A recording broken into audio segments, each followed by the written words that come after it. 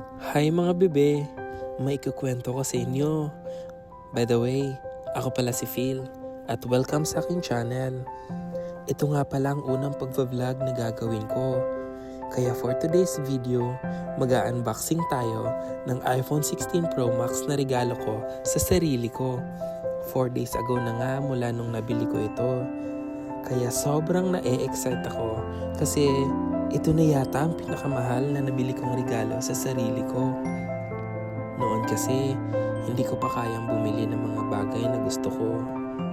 Alam mo yun, kahit may pera ka, mas inuuna mo na lang yung mga mahahalagang bagay para sa pamilya mo. Tapos minsan, kulang pa sa mga gastusin. Madalas pa nga, ang natitira na lang sa'yo ay pang-ulam mo sa araw-araw, gaya ng itlog, noodles, o di kaya ay daing. Kaya minsan, naiinggit din ako sa mga taong nabibili ang mga gusto nila. Happy naman ako sa mga achievements nila. Hanggang sa na-realize ko, hindi ko pala kailangang ikumpara ang sarili ko sa achievements ng iba. Kasi may mga bagay silang nagagawa na hindi ko kaya at may mga bagay din akong nagagawa na hindi nila kaya.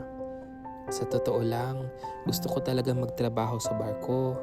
Kaso, iba ang plano ni God para sa akin. Kaya naman, nagsakripisyo na lang akong mag-ibang bansa at sobrang thankful ako sa mga blessings na meron ako ngayon. Kaya ikaw, huwag kang mawawala ng pag-asa sa pangarap mo. Hindi mo man magawa ang mga bagay na gusto mo ngayon, pero magtiwala ka na may magandang plano si God sa buhay mo. Kaya mo yan. May tiwala ako sa iyo. Padayon lang. Hanggang dito na lang muna.